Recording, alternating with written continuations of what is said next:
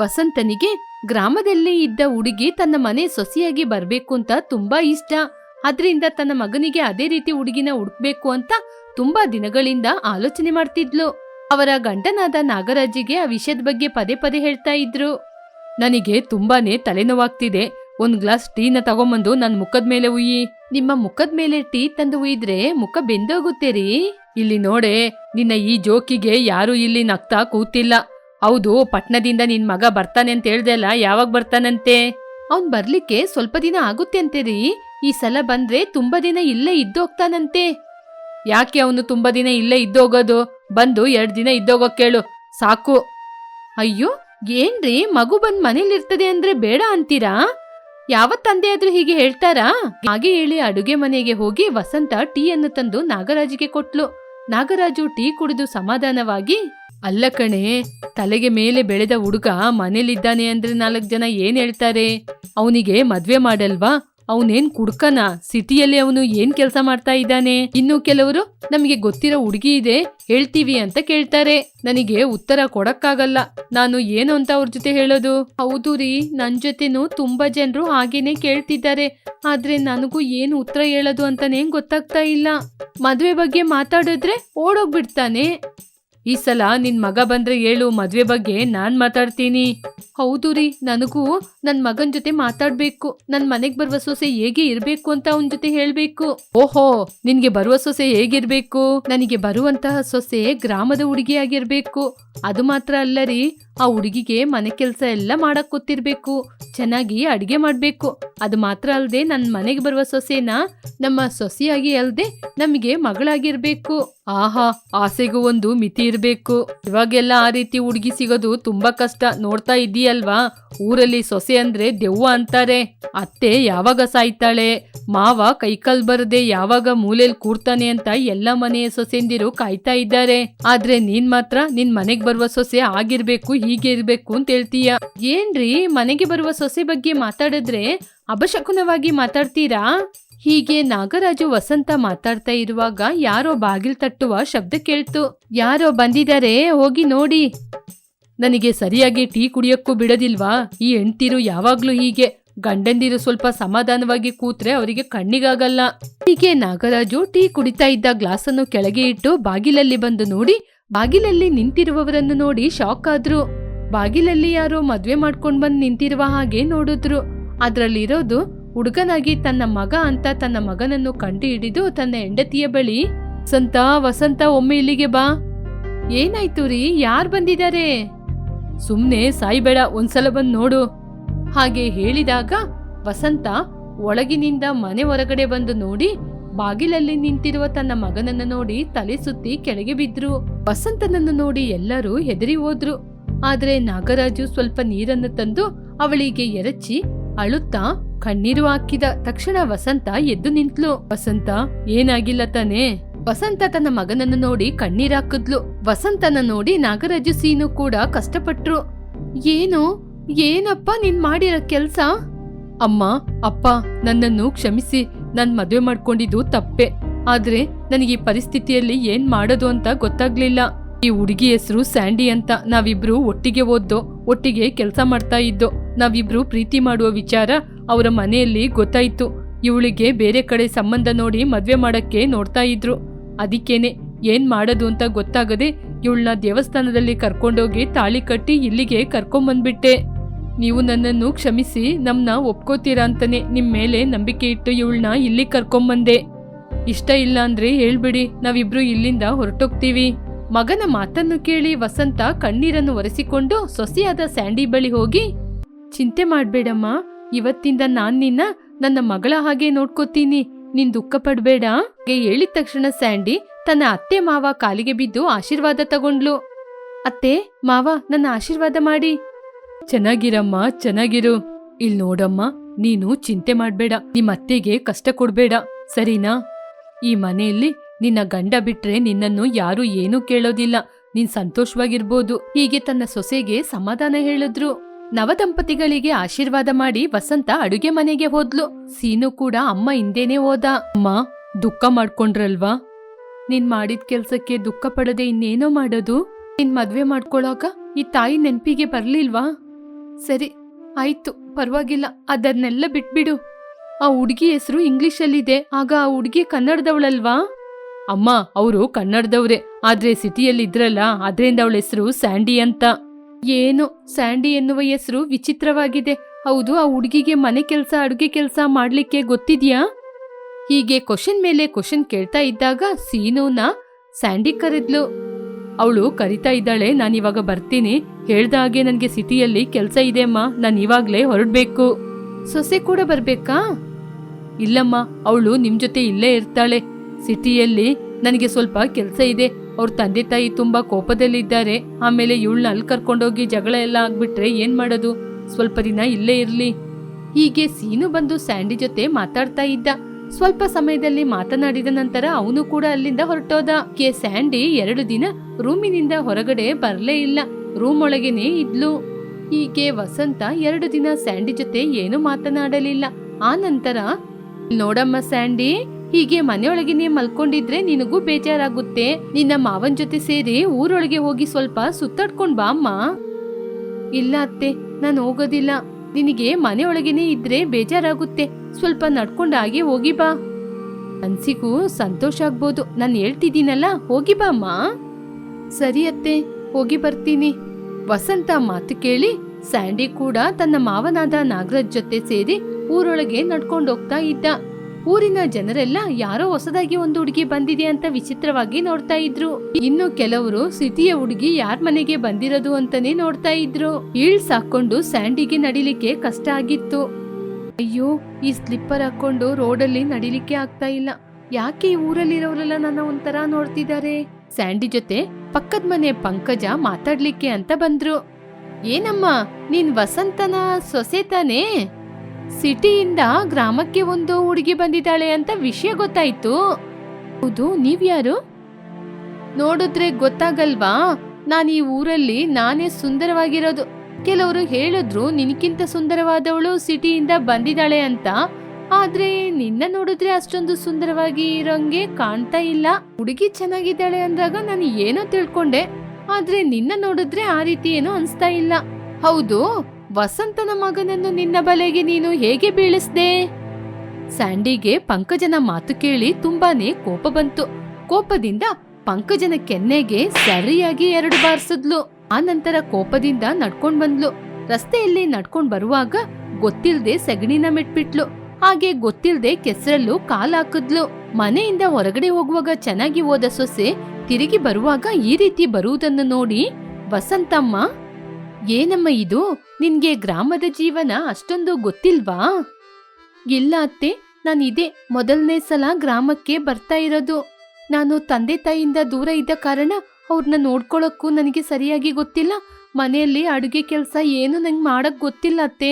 ಮಾತು ಕೇಳಿ ವಸಂತ ತುಂಬಾನೇ ಬೇಜಾರ್ ಮಾಡ್ಕೊಂಡ್ಲು. ಸರಿಯಮ್ಮ, ನೀನು ಚಿಂತೆ ಮಾಡ್ಬೇಡ, ನಾನ್ ನಿನ್ಗೆ ಸ್ವಲ್ಪ ಸ್ವಲ್ಪ ಅಡಿಗೆ ಮಾಡ್ಲಿಕ್ಕೆ ಹೇಳ್ಕೊಡ್ತೀನಿ. ಮಾವನ್ಗೆ ಟೀ ಹಾಕೊಂಬರ್ತೀನಿ. ಅತ್ತೆ, ನಂಗೆ ಟೀ ಮಾಡಕ್ ಗೊತ್ತು. ಹಾಗೇಂತೇಳಿ ಅಡುಗೆ ಮನೆಯೊಳಗೆ ಹೋದ್ಲು. ನಂತರ ಸ್ಯಾಂಡಿ ಟೀ ಮಾಡ್ಕೊಂಬಂದು ನಾಗರಾಜಿಗೆ ಕೊಟ್ಲು. ಟೀಯಲ್ಲಿ ಸಕ್ಕರೆಗೆ ಬದಲು ಉಪ್ಪನ್ನ ಹಾಕಿದ್ಲು. ನಾಗರಾಜು ಸೊಸೆ ಪ್ರೀತಿಯಿಂದ ಮಾಡ್ಕೊಂಬಂದ್ ಕೊಟ್ಟಿದ್ದಾಳೆ ಅಂತ ಏನೂ ಹೇಳದೆ ಟೀಯನ್ನು ಕುಡಿದ. ಟೀ ಕುಡಿಯುವಾಗ ಅವನಿಗೆ ವಾಮಿಟ್ ಬಂತು. ಆದ್ರೂ ಸೊಸೆ ನೋಡ್ತಾ ಇದ್ದಾಳೆ ಅಂತ ಕಷ್ಟಪಟ್ಟು ಕುಡಿದ. ಹೀಗೆ ನಾಗರಾಜಿಗೆ ವಾಮಿಟಿಂಗ್ ಸ್ಟಾರ್ಟ್ ಆಯ್ತು. ಅಯ್ಯೋ ದೇವ್ರೆ, ಏನಪ್ಪಾ ನನಗೆ ಈ ರೀತಿ ಶಿಕ್ಷೆ? ಏನ್ರಿ ಬೆಳ್ಳಂಬೆಳಿಗ್ಗೆ ಇದ್ದಕ್ಕಿದ್ದಂಗೆ ವಾಂತಿ ಮಾಡ್ತಿದ್ದೀರಾ? ನಿನ್ನ ಸೊಸೆ ನನಗೆ ಟೀ ಮಾಡ್ಕೊಟ್ಲು, ಅದನ್ನ ಕುಡ್ದೆ. ಓಹೋ, ಹಾಗೆ ಹೇಳಿ, ಇದಕ್ಕೆ ಕಾರಣ ಸೊಸೆ ಮಾಡಿಕೊಟ್ಟ ಟೀನಾ? ಅತ್ತೆ, ಆ ಡಬ್ಬಿಯಲ್ಲಿ ಇದ್ದಿದ್ದು ಸಕ್ಕರೆ ತಾನೇ? ಅಯ್ಯೋ ಇಲ್ಲ ಕಣಮ್ಮ, ಅದ್ರಲ್ಲಿ ಇದ್ದಿದ್ದು ಉಪ್ಪು, ಅದನ್ನೇ ತೆಗ್ದಾಕ್ದ. ಹೌದತ್ತೆ, ಹಾಗೆ ಅಂತ ಚಿಂತೆಯಿಂದ ಹೇಳಿದ್ಲು. ವಸಂತನಿಗೆ ನಾಗರಾಜನ್ನು ನೋಡಿದಾಗ ನಗು ಬಂತು. ನಗ್ತಾ ಇದ್ಲು. ಆದರೆ ನಾಗರಾಜು ಕೋಪದಿಂದ ನೋಡಿದ ತಕ್ಷಣ ನಗುವನ್ನು ನಿಲ್ಸಿದ್ಲು. ನಗಾಡಿದ್ದು ಸಾಕು, ಹೋಗು, ಬಾಯಿ ಮುಚ್ಕೊಂಡೋಗಿ ಕೆಲಸ ಮಾಡು. ನಾಗರಾಜಿಗೆ ಕಷ್ಟ ಕೊಟ್ಟ ಕಾರಣ ಸ್ಯಾಂಡಿ ನಿಂತು ಅಳ್ತಾ ಇದ್ಲು. ಅತ್ತೆ ಮಾವ ಇಬ್ರು ಸೇರಿ ಅವಳನ್ನು ಸಮಾಧಾನ ಮಾಡಿದ್ರು. ಇಲ್ಲಿ ನೋಡಮ್ಮ ಸ್ಯಾಂಡಿ, ನಿನ್ನ ನೋಡಿದ್ರೆ ನೆನ್ನೆ ಹುಟ್ಟಿದ ಮಗು ರೀತಿ ಇದ್ದೀಯಾ. ನಾನು ಆಲೋಚನೆ ಮಾಡಿದಂಗೆ ನೀನಿಲ್ಲ. ಇನ್ನು ಸ್ವಲ್ಪ ದಿನದಲ್ಲಿ ನಿನ್ಗೆ ಎಲ್ಲ ಕೆಲಸವನ್ನು ನಾನು ಹೇಳ್ಕೊಡ್ತೀನಿ. ನನ್ನ ಕ್ಷಮಿಸಿ ಅತ್ತೆ, ನನಗೆ ಅಡಿಗೆ ಮಾಡಕ್ಕೆ ಗೊತ್ತಿಲ್ಲ. ನಿಮ್ನ ನೋಡ್ಕೊಳಕ್ಕೂ ನನಗೆ ಗೊತ್ತಿಲ್ಲ ಅತ್ತೆ. ತಂದೆ ತಾಯಿಯಿಂದ ದೂರ ಇದ್ದೆ. ಅವ್ರನ್ನ ಹೇಗೆ ನೋಡ್ಕೋಬೇಕು ಅಂತನೂ ಗೊತ್ತಿಲ್ಲ. ಈ ಗ್ರಾಮದಲ್ಲಿ ಹೇಗೆ ಇರೋದು ಅಂತನೂ ಗೊತ್ತಿಲ್ಲ. ಗ್ರಾಮ ಅಂದ್ರೆ ಎಲ್ರೂ ಕೇವಲವಾಗಿ ನೋಡ್ತಾರಮ್ಮ. ಆದ್ರೆ ಸಿಟಿಗೆ ಆಗ್ಲಿ ಟೌನಿಗಾಗ್ಲಿ ಪಾಠನ ಹೇಳ್ಕೊಟ್ಟಿದ್ದು ಈ ಗ್ರಾಮನೇ ಕಣಮ್ಮ. ಗ್ರಾಮದಲ್ಲಿ ಓದಿ ಚೆನ್ನಾಗಿ ಬುದ್ಧಿಶಕ್ತಿಯಿಂದ ಅವರು ಸಿಟಿಗೆ ಹೋಗಿ ಅಲ್ಲಿ ಜೀವನ ಮಾಡ್ತಾರೆ. ನೀನೇನು ಬೇಜಾರ್ ಮಾಡ್ಬೇಡ, ನಿನಗೆ ನಾನು ಹೇಳ್ಕೊಡ್ತೀನಿ. ಅಯ್ಯಯ್ಯೋ, ನೀವಿಬ್ರು ಆಮೇಲೆ ಕತೆ ಮಾತಾಡಿ. ನನಗೆ ವಾಂತಿ ಬರ್ತಾ ಇದೆ. ಆ ವಾಂತಿಗೆ ಏನಾದ್ರೂ ಮೊದಲು ಮದ್ದು ಮಾಡಿಕೊಡಿ. ಹೀಗೆ ನಾಗರಾಜು ಹೇಳಿದ ತಕ್ಷಣ ಅತ್ತೆ ಸೊಸೆ ಇಬ್ರು ನಗ್ತಾ ಇದ್ರು. ಸಿಟಿಯ ಸೊಸೆಯನ್ನು ವಸಂತ ತನಗೆ ತಕ್ಕಂತೆ ಬದಲಾಯಿಸಿ ಎಲ್ಲ ಕೆಲಸವನ್ನು ಹೇಳಿಕೊಟ್ಲು. ಸೊಸೆ ತನಗೆ ತಕ್ಕ ಹಾಗೆ ಬದಲಾದ ಕಾರಣ ಅವರಿಬ್ಬರು ಅನ್ಯೋನ್ಯವಾಗಿ ಇದ್ರು. ಸ್ಯಾಂಡಿ ತನ್ನ ತಂದೆ ತಾಯಿ ಜೊತೆ ಸಂತೋಷವಾಗಿರುವುದನ್ನು ನೋಡಿ ಸೀನು ಕೂಡ ತುಂಬಾನೇ ಸಂತೋಷಪಟ್ಟ. ಶಾರದಮ್ಮನಿಗೆ ಅವರ ಚಿಕ್ಕ ಮಗನಾದ ವಿನಯ್ ಅಂದ್ರೆ ತುಂಬಾನೇ ಇಷ್ಟ. ದೊಡ್ಡ ಮಗನಾದ ರಮೇಶಿಗೆ ಕೂಡ ತಮ್ಮ ಅಂದ್ರೆ ತುಂಬಾ ಇಷ್ಟ. ಹೀಗೆ ಮನೆಯಲ್ಲಿ ಯಾವಾಗಲೂ ಎಲ್ಲರನ್ನೂ ನಗಿಸುತ್ತಾ ಇರುವ ವಿನಯ್ ಒಂದು ದಿನ ಅವನ ತಾಯಿಯ ಬಳಿ ಬಂದು, ಅಮ್ಮ, ತುಂಬಾ ದಿನದಿಂದ ನಿಮ್ ಜೊತೆ ಒಂದು ವಿಷಯ ಹೇಳ್ಬೇಕು ಅಂತ ನೋಡ್ತಾ ಇದ್ದೀನಿ. ನಿಮಗೆ ನಾನು ಅಂದ್ರೆ ತುಂಬಾ ಇಷ್ಟ ತಾನೆ? ನನಗೋಸ್ಕರ ನೀವು ಏನ್ ಬೇಕಾದ್ರೂ ಮಾಡ್ತೀರ ತಾನೆ? ಇವತ್ ನಾನ್ ನಿಮ್ ಜೊತೆ ಒಂದು ವಿಚಾರನ ಕೇಳ್ತೀನಮ್ಮ. ಏನೋ ಮಾತಾಡ್ತಿದೀಯ ನೀನು? ಸುಮ್ನೆ ನಮ್ ಜೊತೆ ತಮಾಷೆ ಆಡ್ತಿದೀಯಾ? ಇಲ್ಲಮ್ಮ, ತುಂಬಾ ಸೀರಿಯಸ್ ಆಗಿ ಮಾತಾಡ್ತಾ ಇದ್ದೀನಿ. ನಾನು ಕೇಳಿದ್ದನ್ನ ಆಗೋದಿಲ್ಲ ಅಂತ ಮಾತ್ರ ಹೇಳ್ಬಾರ್ದು. ಸರಿ ಕಣೋ, ಆಯ್ತು. ಮೊದ್ಲು ಆ ವಿಷಯ ಏನು ಅಂತ ಹೇಳು. ಅಣ್ಣ ಎಲ್ಲಮ್ಮ? ಅವನ್ನ ಕೂಡ ಕರಿ ಅಂತಿದ್ದೀಯಾ? ಅವನಿಲ್ಲ ಕಣೋ, ಹೊಲದ ಕೆಲ್ಸಕ್ಕೆ ಹೋಗಿದ್ದಾನೆ, ಬರ್ತಾನೆ. ಅಣ್ಣ ಹಾಗಾದ್ರೆ ಮನೇಲಿ ಇಲ್ವಮ್ಮ? ಇದೇ ಒಳ್ಳೆ ಸಮಯ, ನಾನ್ ನಿಮ್ ಜೊತೆ ವಿಷಯ ಹೇಳ್ಬಿಡ್ತೀನಿ. ಮೊದ್ಲು ವಿಷಯ ಏನು ಅಂತ ಹೇಳೋ. ಹೇಳ್ತೀನಿ ಅಂತ ಹೇಳ್ತಾ ಇದ್ದೀಯಾ, ಆದ್ರೆ ಬಾಯಿ ತೆಗೆದು ಹೇಳ್ತಾನೆ ಇಲ್ಲ. ನನಗೆ ಒಳಗೆ ಕೆಲ್ಸ ಇದೆ ಕಣೋ, ಹೇಳೋ. ನಿಮ್ಮ ಕೆಲ್ಸವನ್ನು ಕಡಿಮೆ ಮಾಡ್ಲಿಕ್ಕೆ ಅಮ್ಮ ನಾನಿವತ್ತು ಈ ರೀತಿ ತೀರ್ಮಾನ ತಗೊಂಡಿರೋದು. ನಾನು ಮದ್ವೆ ಮಾಡ್ಕೋಬೇಕು ಅಂತ ಇದ್ದೀನಿ. ನಾನು ಮದ್ವೆ ಮಾಡ್ಕೊಂಡ್ರೆ ನಿಮಗೂ ಕೂಡ ಶ್ರಮ ತಗ್ಗುತ್ತೆ, ಆಮೇಲೆ ಕೆಲ್ಸನೂ ಕಡಿಮೆ ಆಗುತ್ತೆ. ಯಾವಾಗ್ಲೂ ನನಗೋಸ್ಕರ ಅಡಿಗೆ ಮಾಡೋದು ಬೇಡ, ನನ್ನ ಬಟ್ಟೆನ ಒಗಿಬೇಕಾಗಿಲ್ಲ. ರಾಮ ಕೃಷ್ಣ ಅಂತ ದೇವರನ್ನ ಬೇಡ್ಕೊಂಡು ಒಂದೇ ಜಾಗದಲ್ಲಿ ಕೂತ್ಕೊಂಡಿರ್ಬೋದಲ್ವಾ? ಓಹೋ, ಆವಾಗ್ಲಿಂದ ಈ ವಿಷಯದ ಬಗ್ಗೆ ಮಾತಾಡ್ಲಿಕ್ಕೆ ಕೂತಿದ್ದ? ಪರವಾಗಿಲ್ಲ ಕಣೋ, ನೀ ದೊಡ್ಡವನಾಗ್ಬಿಟ್ಟೆ. ನಾನೇ ಈ ವಿಷಯದ ಬಗ್ಗೆ ಮಾತಾಡೋಣ ಅಂತಾನೆ ಇದ್ದೆ. ಇನ್ನು ನೀವು ನನ್ನ ಚಿಕ್ಕ ಹುಡುಗ ಅಂತ ನೋಡ್ತಾ ಇದ್ದೀರಮ್ಮ. ನನಗೆ 25 ವರ್ಷ ಆಯ್ತು. ಇನ್ನು ನಾನು ನಿಮಗೆ ಚಿಕ್ಕ ಮಗನಮ್ಮ. ನನಗೆ ಮದ್ವೆ ಮಾಡಿದ್ರೆ ಆದಷ್ಟು ಬೇಗ ಒಂದು ಮಗುನ ಹೆತ್ಕೊಡ್ತೀನಿ. ಆಮೇಲೆ ಅದನ್ನ ಮುದ್ದಾಡ್ಕೊಂಡು ಕೂರ್ಬೋದು. ಹೇಗಮ್ಮ ಇದೆ ನನ್ನ ಪ್ಲಾನು? ಇದೆಲ್ಲ ನಿಮ್ಗೋಸ್ಕರಮ್ಮ. ಅರೆ ತರ್ಲೆ, ಇನ್ನು ನಿನ್ಗೆ ಹುಡುಗಿನ ಕೂಡ ನೋಡ್ಲಿಲ್ಲ, ಅಷ್ಟು ಬೇಗ ಮಗು ತನಕ ಹೋಗ್ಬಿಟ್ಟ? ಸ್ವಲ್ಪ ದಿನ ಇರೋ, ನಾನು ಒಂದು ಹುಡುಗಿನ ನೋಡ್ಬೇಕಲ್ವಾ? ಸ್ವಲ್ಪ ದಿನ ಸಮಾಧಾನವಾಗಿರೋ. ಅಯ್ಯೋ ಅಮ್ಮ, ನನಗೋಸ್ಕರ ನೀವು ಯಾಕಮ್ಮ ಕಷ್ಟಪಡ್ಬೇಕು? ಅದಕ್ಕೇನೆ ಅಮ್ಮ, ನಿಮ್ಗೆ ಯಾವ ಕಷ್ಟನೂ ಕೊಡ್ಬಾರ್ದು ಅಂತ ನಾನೇ ಪಕ್ಕದ ಮನೆ ಕಮಲ ಇದ್ದಾಳಲ್ಲ, ಅವಳನ್ನ ಪ್ರೀತಿ ಮಾಡ್ತಾ ಇದ್ದೀನಮ್ಮ. ನೀವೇ ಅಣ್ಣನ ಜೊತೆ ಮಾತಾಡಿ ನನಗೆ ಮದುವೆ ಮಾಡಿಸ್ಬೇಕು. ಹಾಗೆ ಹೇಳಿದಾಗ ಶಾರದಮ್ಮ ಶಾಕ್ ಆದ್ರು. ಅವರ ಮಗ ಹೇಳಿದ ವಿಷಯವನ್ನು ಕೇಳಿ ಏನ್ ಮಾಡೋದು ಅಂತ ಆಲೋಚನೆ ಮಾಡ್ತಿದ್ರು. ಅಮ್ಮ, ಒಪ್ಕೊಳ್ಳಿ ಅಮ್ಮ, ಪ್ಲೀಸ್ ಅಮ್ಮ. ನೀನು ಧೈರ್ಯವಾಗಿ ನನ್ ಮುಂದೆ ಬಂದು ನಿನ್ ಪ್ರೀತಿ ವಿಷಯನ ಹೇಳ್ಬಿಟ್ಟೆ. ಆದ್ರೆ ಸ್ವಲ್ಪ ಆದ್ರೂ ನಿಮ್ಮ ಅಣ್ಣನ ಬಗ್ಗೆ ಆಲೋಚನೆ ಮಾಡ್ದ್ಯಾ ಕಣೋ? ಆದ್ರೆ ಅವನ್ ಮಾತ್ರ ಯಾವಾಗ್ಲೂ ನಿನ್ ಬಗ್ಗೆನೇ ಆಲೋಚನೆ ಮಾಡ್ತಾ ಇರ್ತಾನೆ. ಅವನಿಗೂ ವಯಸ್ಸಾಗ್ತಿದೆ ಅಲ್ವಾನೋ, ಅವನಿಗೂ ಒಂದೊಳ್ಳೆ ಹುಡುಗಿನ ನೋಡ್ಬೇಕು. ಅಣ್ಣನ್ಗೆ ಕೂಡ ಒಂದು ಒಳ್ಳೆ ಹುಡುಗಿನ ನೋಡಿ ಅಮ್ಮ. ಅವನೇ ನಿಮ್ ಜೊತೆ ಬಂದು ನನಗೆ ಮದ್ವೆ ಮಾಡ್ಸಿ ಅಂತ ಕೇಳ್ತಾ ಇರ್ತಾನಾ? ನಿಮಗೆ ಗೊತ್ತಾಗ್ಬೇಕಮ್ಮ, ನಾವೇನು ಸಣ್ಣ ಮಕ್ಳಾ? ಹೀಗೆ ದೃಷ್ಟಿಗೊಂಬೆ ರೀತಿ ಏನ್ ಮಾತಾಡದೆ ಕೂತಿದ್ರೆ ನೀವು ನಮ್ನ ಅರ್ಥ ಮಾಡ್ಕೋಬೇಕಲ್ವಾ? ಲೇ, ಏನು ನಾನ್ ನಿನ್ ತಾಯೋ? ನನ್ನ ನೋಡಿ ಏನ್ ಮಾತಾಡ್ತೀಯಾ? ಸರಿ ಕಣೋ, ನಿಮ್ ಅಣ್ಣನಿಗೂ ಒಂದು ಒಳ್ಳೆ ಹುಡುಗಿನ ನೋಡಿ ಮದ್ವೆ ಮಾಡಿಸಿ ಆ ನಂತರ ನಿನಗೂ ರೂಪನ್ ಜೊತೆ ಮದ್ವೆ ಮಾಡಿಸ್ತೀನಿ. ಅಯ್ಯೋ ಅಮ್ಮ, ಯಾಕಮ್ಮ ನನಗೂ ಅಣ್ಣನಿಗೂ ಬೇರೆ ಬೇರೆ ಮದ್ವೆ ಮಾಡ್ತೀರಾ? ಒಂದೇ ಮಂಟಪದಲ್ಲಿ ಒಂದೇ ಖರ್ಚು ಮಾಡಿ ಇಬ್ರಿಗೂ ಮದ್ವೆ ಮಾಡ್ಬೋದಲ್ವಾ? ಹೀಗೆ ಅವರ ಚಿಕ್ಕ ಮಗ ಹೇಳಿದ್ ಕೂಡ ನಿಜ ಅಂತ ಒಪ್ಕೊಂಡು ಶಾರದಮ್ಮ ಒಂದೇ ಮಂಟಪದಲ್ಲಿ ವನಜ ಎನ್ನುವ ಒಂದು ಹುಡುಗಿಯನ್ನು ನೋಡಿ ತನ್ನ ಮಗನಾದ ರಮೇಶಿಗೂ ಮದ್ವೆ ಮಾಡಿಸಿದ್ರು. ಇಬ್ಬರು ಮಕ್ಕಳಿಗೆ ಮದ್ವೆಯಾಗಿ ಸೊಸೆಂದಿರು ಅತ್ತೆ ಮನೆಯಲ್ಲಿ ಕಾಲಿಟ್ರು. ಇವಾಗ್ಲೇ ನನಗೆ ತುಂಬಾ ಸಂತೋಷ ಆಗ್ತಿದೆ. ಇಲ್ಲಿ ನೋಡಿ ಸೊಸೆಯಂದಿರೇ, ನನ್ ಮಕ್ಕಳನ್ನ ನೀವೇ ಭದ್ರವಾಗಿ ನೋಡ್ಕೋಬೇಕು. ಇಲ್ಲಿ ನೋಡಮ್ಮ ವನಜ, ನನ್ ಮಗ ರಮೇಶ್ ಪಾಪ, ಅವನಿಗೆ ಏನು ಗೊತ್ತಿಲ್ಲ. ಅವನ್ನ ನೀನೇ ಭದ್ರವಾಗಿ ನೋಡ್ಕೋಬೇಕು. ನನ್ನ ನಂತರ ಈ ಸಂಸಾರನ ನೀನೇ ನೋಡ್ಕೋಬೇಕು. ಇಲ್ಲಿ ನೋಡಮ್ಮ ರೂಪಾ, ನಿನಗೆ ಹೊಸದಾಗಿ ಏನು ಹೇಳ್ಬೇಕಾಗಿಲ್ಲ. ನಿನ್ ಗಂಡನ್ ಬಗ್ಗೆ ನಿನಗೆ ಗೊತ್ತಿದೆ ಅಲ್ವಾ? ಅವನು ಮೋಡಿ ಮಾಡಿ ಏನಾದ್ರೆ ಮಾತಾಡ್ತಾನೆ. ನೀನೇ ಸ್ವಲ್ಪ ಹುಷಾರಾಗಿರ್ಬೇಕಮ್ಮ. ನಿನ್ನನ್ನೇ ಏಮಾರ್ಸ್ಬಿಡ್ತಾನೆ, ನೋಡ್ಕೊಮ್ಮ. ಏನಮ್ಮ, ಏನೋ ಕಾಶಿಗೆ ಹೋಗುವ ರೀತಿ ನಿಂತು ಹೇಳ್ತಾ ಇದ್ದೀರಾ? ರಾತ್ರಿ ಆಗ್ತಾ ಇದೆ ಅಮ್ಮ, ಹೋಗಿ ನಿದ್ರೆ ಮಾಡೋದ್ ಬೇಡ್ವಾ? ಸುಮ್ನೆ ಹೇಳಿದ್ನನೇ ಹೇಳ್ತಾ ಇದ್ದೀರಾ? ನಮಗೆ ಎಲ್ಲಾನು ಗೊತ್ತು. ಲೇ ತರ್ಲೆ. ಹೀಗೆ ಶಾರದಮ್ಮ ತನ್ನ ಮಗ ಸೊಸೆಯಂದಿರ ಬಳಿ ಚೆನ್ನಾಗಿ ಮಾತನಾಡ್ತಿದ್ರು. ಹೀಗೆ ಎಲ್ಲರೂ ಹೋಗಿ ನಿದ್ರೆ ಮಾಡಿದ್ರು. ಮರುದಿನ ಬೆಳಿಗ್ಗೆ ದೊಡ್ಡ ಸೊಸೆಯಾದ ವನಜ ಬೇಗನೆ ಎದ್ದು ಮನೆ ಕೆಲಸವನ್ನು ಮಾಡ್ತಿದ್ಲು. ರೂಪ ಲೇಟಾಗಿ ಎದ್ದು ಬಂದು ಅಡುಗೆ ಮನೆಯಲ್ಲಿ ಕೆಲಸ ಮಾಡುವ ರೀತಿ ನಾಟಕ ಮಾಡ್ತಾ ಇದ್ಲು. ಅವರಿಬ್ಬರನ್ನು ನೋಡಿದ ಶಾರದಮ್ಮ ತನ್ನ ಸೊಸೆಯಂದಿರು ಒಗ್ಗಟ್ಟಿನಿಂದ ಕೆಲಸ ಮಾಡ್ತಿದ್ದಾರೆ ಅನ್ಕೊಂಡ್ರು. ನನ್ನ ಸೊಸೆಯಂದಿರ್ನ ನೋಡ್ಬೇಕಾದ್ರೆ ನನಗೆ ಹೆಮ್ಮೆ ಅನ್ಸುತ್ತೆ. ಹೀಗೆ ಒಗ್ಗಟ್ಟಿನಿಂದ ಕೆಲಸ ಮಾಡೋದ್ ನೋಡಿದ್ರೆ ತುಂಬಾನೇ ಸಂತೋಷ ಆಗ್ತಿದೆ. ಅತ್ತೆ, ಟೀ ಕಾಫಿ ಏನಾದ್ರೂ ಕುಡಿತೀರಾ ಅತ್ತೆ? ಅತ್ತೆ, ನಾನ್ ನಿಮ್ಗೋಸ್ಕರ ಶುಂಠಿ ಕಾಫಿನ ಹಾಕಿ ಮಾಡಿತರ್ಲಾ? ಶುಂಠಿ ಕಾಫಿಯಾ? ಸರಿ ಅಮ್ಮ ರೂಪ, ತುಂಬಾ ದಿನ ಆಯ್ತು, ಹೋಗಿ ಮಾಡ್ಕೊಬಾ ಅಮ್ಮ. ಹಾಗೆ ಅಂತ ಅತ್ತೆ ಕೇಳಿದಾಗ ರೂಪ ಶಾಕ್ ಆದ್ಲು. ವನಜ ನೋಡಿದ್ರೆ ಒಂದ್ ಕಡೆ ಅಡುಗೆಗೆ ರೆಡಿ ಮಾಡ್ತಿದ್ಲು. ರೂಪನಿಗೆ ಏನ್ ಮಾಡ್ಬೇಕು ಅಂತ ಗೊತ್ತಾಗದೆ ಕಿಚನಿಗೆ ಬಂದು ಪಕ್ಕದ ಕಿಟಕಿಯಿಂದ ತನ್ನ ತಾಯಿಯ ಬಳಿ ವಿಷಯವನ್ನು ಹೇಳಿ ಕೇಳಿದ್ಲು. ಏನೇ, ಪಕ್ಕದಲ್ಲೇ ತಾಯಿ ಮನೆ ಇದೆ ಅಂತ ಕಿಟಕಿಯಿಂದ ಮಾತಾಡ್ತಾ ಇದ್ದೀಯಾ? ಅಮ್ಮ, ನಮ್ಮ ಅತ್ತೆಗೆ ಶುಂಠಿ ಕಾಫಿ ಬೇಕಂತೆ. ಹೇಗ್ ಮಾಡೋದು ಅಂತ ನಂಗೆ ಗೊತ್ತಿಲ್ಲ, ಸ್ವಲ್ಪ ಮಾಡ್ಕೊಡ್ತೀಯಾ? ಅದಕ್ಕಿನೇ ಕಣೆ ನಾನು ಹೇಳಿದ್ದು, ಅಡಿಗೆ ಮಾಡ್ಕೊಳಕ್ಕೆ ಕಲ್ತ್ಕೋ ಅಂತ. ಇವಾಗ ಗೊತ್ತಾಗ್ತಿದ್ಯಾ? ಹೀಗೆ ತನ್ನ ಮಗಳನ್ನು ಬೈಕೊಂಡೆ ಶುಂಠಿ ಕಾಫಿ ಮಾಡಿ ತನ್ನ ಅತ್ತೆಗೆ ಕೊಟ್ಲು. ಕಾಫಿಯನ್ನು ತೆಗೆದುಕೊಂಡು ಬಂದು ರೂಪ ಅತ್ತೆ ಬಳಿ ಕೊಟ್ಲು. ಅವಳ ಅತ್ತೆ ಆ ಕಾಫಿಯನ್ನು ಕುಡಿದು, ಆಹಾ ರೂಪಾ, ಈ ರೀತಿ ಒಂದು ಕಾಫಿನ ನಾನು ಇದುವರೆಗೂ ಕುಡ್ದೇ ಇಲ್ಲಮ್ಮ, ತುಂಬಾ ಚೆನ್ನಾಗಿದೆ. ಈ ಶುಂಠಿ ಕಾಫಿ ಅಂದ್ರೆ ನನಗೆ ತುಂಬಾ ಇಷ್ಟ. ನಾನು ಅಡಿಗೆ ಎಲ್ಲ ತುಂಬಾ ಚೆನ್ನಾಗ್ ಮಾಡ್ತೀನತ್ತೆ, ಬೇಕಂದ್ರೆ ನಮ್ಮ ಅಮ್ಮನ ಜೊತೆ ಕೇಳ್ ನೋಡಿ. ಅದೆಲ್ಲ ಯಾಕಮ್ಮ ರೂಪ ಕೇಳ್ಕೊಂಡು? ಹೀಗೆ ಅವರಿಬ್ಬರು ಮಾತಾಡ್ತಾ ಇರುವಾಗ ದೊಡ್ಡ ಸೊಸೆಯಾದ ವನಜ ಎಲ್ಲ ಅಡಿಗೆಯನ್ನು ಸಿದ್ಧತೆ ಮಾಡಿದ್ಲು. ಎಲ್ಲರೂ ಬಂದು ಊಟ ಮಾಡ್ಲಿಕ್ಕೆ ಅಂತ ಕೂತಿದ್ರು. ಹೀಗೆ ವನಜ ರೂಪ ಬಡಿಸ್ತಾ ಇದ್ದಾಗ ಎಲ್ಲರೂ ಕೂತು ಊಟ ಮಾಡ್ತಿದ್ರು. ಅಮ್ಮ, ಇವಾಗ ನಿಮ್ಗೆ ಕೆಲ್ಸ ಕಡಿಮೆ ಆಯ್ತಲ್ವಾ? ಅಡುಗೆ ನೋಡಿದ್ರಾ ಎಷ್ಟೊಂದ್ ಚೆನ್ನಾಗಿದೆ? ಅಣ್ಣ, ಅತ್ತಿಗೆನೆ ಅಡಿಗೆ ಮಾಡಿದ್ದು. ಹೇಗಿದೆ ರುಚಿ? ಚೆನ್ನಾಗಿದ್ಯಾ? ಆಹಾ, ರುಚಿ ನಿಜವಾಗ್ಲೂ ತುಂಬಾ ಚೆನ್ನಾಗಿದೆ. ಅಣ್ಣ, ಈ ರೀತಿ ಅಡಿಗೆನ ನೀವು ಊಟ ಮಾಡ್ಬೇಕಂದ್ರೆ ಪುಣ್ಯ ಮಾಡಿರ್ಬೇಕು. ಏನ್ರೋ, ಇದಕ್ಕೆ ಮುಂಚೆ ನೀವು ಒಳ್ಳೆ ಅಡಿಗೆ ಊಟ ಮಾಡ್ಲಿಲ್ವಾ? ನನ್ನ ಅಡಿಗೆ ನಿಮ್ಗೆ ಅಷ್ಟೊಂದು ಬೋರ್ ಆಗ್ಬಿಟ್ಟಿದ್ಯಾ?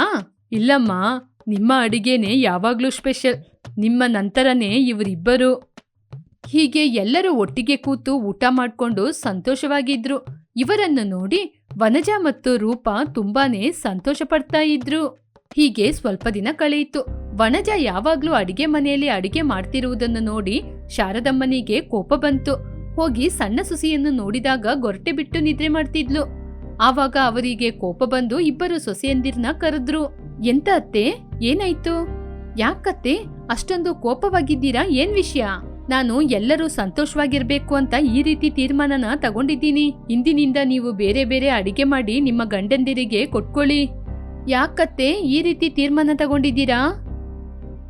ಏನಾಯ್ತತ್ತೆ? ಒಬ್ರು ಕೆಲಸ ಮಾಡುವಾಗ ಇನ್ನೊಬ್ರು ಮಲಗಿ ನಿದ್ರೆ ಮಾಡೋದು ನನ್ಗೆ ಸ್ವಲ್ಪ ಕೂಡ ಇಷ್ಟ ಆಗಿಲ್ಲ. ಅದಕ್ಕೇನೆ ನೀವಿಬ್ರು ಬೇರೆ ಬೇರೆ ಅಡಿಗೆ ಮಾಡಿ. ನನ್ ಮಾತಿಗೆ ಯಾರು ಆಗಲ್ಲ ಅಂತ ಮಾತ್ರ ಹೇಳ್ಬಾರ್ದು.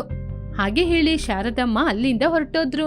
ಹೀಗೆ ಶಾರದಮ್ಮನ ಮಾತು ಕೇಳಿ ವನಜ ಅವಳಿಗೂ ಅವಳ ಗಂಡನಿಗೂ ಮಾತ್ರ ಅಡುಗೆಯನ್ನು ಮಾಡಿದ್ಲು. ರೂಪ ಮಾತ್ರ ಅವಳಿಗೆ ಅಡುಗೆ ಮಾಡ್ಲಿಕ್ಕೆ ಗೊತ್ತಿಲ್ಲ ಅಂತ ತನ್ನ ತಾಯಿಯ ಕೈಯಿಂದ ಅಡುಗೆಯನ್ನು ಮಾಡಿಸಿಕೊಂಡು ಕಿಟಕಿಯಿಂದ ಮನೆಗೆ ತರಿಸ್ಕೋತಾ ಇದ್ಲು. ಹೀಗೆ ಸ್ವಲ್ಪ ದಿನ ಕಳೆಯಿತು. ಶಾರದಮ್ಮ ತನ್ನ ಸೊಸೆಯಾದ ರೂಪ ಮಾಡುವ ಕೆಲಸವನ್ನು ನೋಡ್ತಾನೇ ಇದ್ರು. ಏನಮ್ಮ ರೂಪ, ನೀನೀಗೆ ಮಾಡೋದು ಸರಿನಾ? ಅತ್ತೆ ಮನೆಗೆ ಬಂದ ನಂತರ ತವರು ಮನೆಯಿಂದ ಯಾವ ವಸ್ತುವನ್ನು ಕೂಡ ತಗೊಂಬಾರ್ದು. ಆದ್ರೆ ನೀನು ಪ್ರತಿದಿನ ಅಡುಗೆನ ಮಾಡಿಸ್ಕೊಂಡು ಹೀಗೆ ಕಿಟಕಿ ಕಡೆಯಿಂದ ತರ್ತಾ ಇದ್ದೀಯಲ್ಲ? ಅದು ಅತ್ತೆ, ಅದು ಬಂದು... ಇಲ್ ನೋಡಮ್ಮ ರೂಪ, ಈ ವಿಚಾರ ನನಗೆ ಮೊದ್ಲೇ ಗೊತ್ತು. ಯಾವಾಗ್ಲೂ ನೀನು ಅಡಿಗೆ ಮಾಡಿದ್ನ ನಾನು ನೋಡ್ಲೇ ಇಲ್ಲ. ಯಾವಾಗಲೂ ವನಜ ಮಾತ್ರ ಅಡಿಗೆ ಮನೆಯಲ್ಲಿ ಕೆಲಸ ಮಾಡ್ತಿರ್ತಾಳೆ. ಅದನ್ನು ನೋಡಿನೇ ನಾನು ಈ ತೀರ್ಮಾನಕ್ಕೆ ಬಂದಿದ್ದು. ಅವಾಗ್ಲಾದ್ರೂ ನೀನು ಬದ್ಲಾಗ್ತೀಯ ಅಂತ ನೋಡ್ದೆ, ಆದ್ರೆ ನೀನು ಬದ್ಲಾಗ್ಲಿಲ್ಲ. ನಿನ್ನ ತಾಯಿ ಮನೆ ಇಲ್ಲೇ ಇದೆ ಅಂತ ನೀನ್ ಮಾಡೋದು ತಪ್ಪು ಕಣಮ್ಮ. ನನ್ನನ್ನು ಕ್ಷಮಿಸಿ ಅತ್ತೆ, ನನಗೆ ಅಡಿಗೆ ಮಾಡಕ್ಕೆ ಗೊತ್ತಿಲ್ಲ. ಆ ವಿಷಯನ ಹೇಳಿದ್ರೆ ನೀವು ಬೈತೀರಂತಾನೆ. ಅಡುಗೆ ಮಾಡಕ್ಕೆ ಗೊತ್ತಿಲ್ಲದಿದ್ರೆ ಏನಮ್ಮ ರೂಪ, ನಿಮ್ ಅಕ್ಕ ವನಜ ಮಾಡ್ತಾ ಇದ್ದಾಳಲ್ವಾ, ಅವಳ ಜೊತೆ ಕಲ್ತ್ಕೊಂಡ್ ಮಾಡು, ಸರಿಯಾಗುತ್ತೆ. ಒಂದು ವಿಷಯನ ಕೇಳಿ ಕಲ್ತ್ಕೊಳ್ಳೋದ್ರಲ್ಲಿ ಯಾವ ತಪ್ಪು ಇಲ್ಲಮ್ಮ, ಅದು ತುಂಬಾನೇ ಒಳ್ಳೆ ಕೆಲ್ಸ. ನನ್ನ ಕ್ಷಮಿಸಿ ಅತ್ತೆ. ಚಿಂತೆ ಮಾಡ್ಬೇಡ ರೂಪ, ನಾನಿದ್ದೀನಲ್ವಾ, ಒಂದೇ ವಾರದಲ್ಲಿ ಸೂಪರ್ ಆಗಿ ನಿನ್ಗೆ ಅಡಿಗೆನ ಹೇಳ್ಕೊಡ್ತೀನಿ. ಥ್ಯಾಂಕ್ಸ್ ಅಕ್ಕ. ಇಲ್ಲಿ ನೋಡಮ್ಮ ರೂಪ, ಸಂಸಾರ ಅನ್ನೋದು ಸಮುದ್ರ ತರ. ಇದ್ರಲ್ಲಿ ಯಾರೋ ಒಬ್ರು ಈಜ್ಕೊಂಡು ಬಂದ್ರು ಅಂದ್ರೆ ಅವ್ರನ್ನ ಮೇಲೆ ತರೋದು ಹೆಂಗಸ್ರ ಕೆಲ್ಸ. ಮನೇಲಿ ಇರುವವರ ಜೊತೆ ಜಗಳ ಆಡ್ಬಾರ್ದು, ಯಾರ ಜೊತೆನೂ ಸುಳ್ಳು ಹೇಳ್ಬಾರ್ದು. ಮನೇಲಿ ಇರುವವರನ್ನು ಎಲ್ಲರನ್ನ ತನ್ನವರು ಅಂತ ಯೋಚನೆ ಮಾಡ್ಬೇಕು. ಒಂದೇ ಕುಟುಂಬದಲ್ಲಿ ಇರುವಾಗ ಯಾರ ಮೇಲೇನೂ ಹೊಟ್ಟೆ ಕಿಚ್ಚು ಇರಬಾರ್ದಮ್ಮ, ಅದು ಚೆನ್ನಾಗಿರಲ್ಲ. ಹೀಗೆ ಇದ್ರೆ ಎಲ್ಲರಿಗೂ ಒಳ್ಳೇದು, ಮುಂದೆ ನೀವು ಚೆನ್ನಾಗಿರ್ತೀರಾ. ತಪ್ಪಾಯ್ತತ್ತೆ, ನಿಮ್ಮ ಮನ್ಸು ಕಷ್ಟ ಆಗುವ ರೀತಿ ನಾನು ನಡ್ಕೊಂಡೆ, ನನ್ನ ಕ್ಷಮಿಸಿ. ಸರಿ ರೂಪಾ, ಬಾ ನಾವಿಬ್ರು ಹೋಗಿ ಒಳ್ಳೆ ಸಾರ್ ಮಾಡೋಣ. ರೂಪಾ ವನಜ ಇಬ್ರು ಸೇರ್ಕೊಂಡು ಅಡುಗೆ ಮನೆಯೊಳಗೆ ಹೋದ್ರು. ಅವರನ್ನು ನೋಡಿ ಶಾರದಮ್ಮ ಕೂಡ ಸಂತೋಷ ಪಟ್ರು. ಹೀಗೆ ರೂಪಾ ಕೂಡ ತುಂಬಾ ಚೆನ್ನಾಗಿ ಅಡಿಗೆ ಮಾಡಕ್ಕೆ ಕಲ್ತ್ಲು. ರೂಪನಲ್ಲಿ ಆದ ಬದಲಾವಣೆಯನ್ನು ನೋಡಿ ಶಾರದಮ್ಮ ಸಂತೋಷ ಪಟ್ರು. ಹೀಗೆ ಶಾರದಮ್ಮ ತನ್ನ ಸೊಸೆಯಂದಿರು ಮಕ್ಕಳನ್ನು ನೋಡಿ ಸಂತೋಷ ಪಟ್ರು. ಹೀಗೆ ಮನೆಯಲ್ಲಿ ಯಾರಿಗೂ ಯಾವ ತೊಂದರೆನೂ ಬರದ ಹಾಗೆ ಶಾರದಮ್ಮ ಅವರ ಮನೆಯವರನ್ನು ನೋಡ್ಕೊಳ್ತಾ ಇದ್ರು.